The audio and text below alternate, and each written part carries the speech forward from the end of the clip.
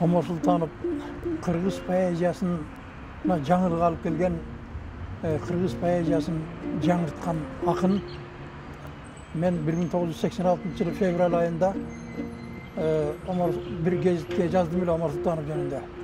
Озгондор бар, сыйлык алган жагынан, Omar ağa бирок ырдын кабылан, жүрөгүңдү дүкүлдөтүп чырылдап, тирүү чымчык учуп чыгат сауынан. Таразанын ташы менен ченесек, билбейм сизге кандай акын теңешет.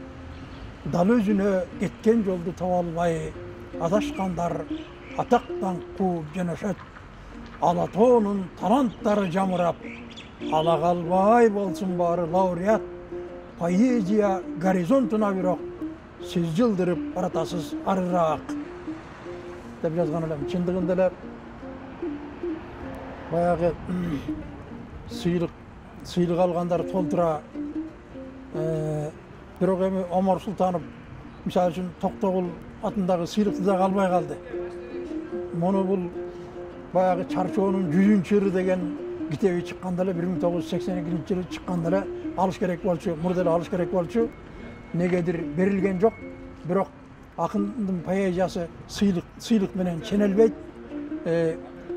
Баары бир бул ошо жылдарды, кылымдарды аралап өтүп жашай бере турган чыгармаларды таштап кетти да.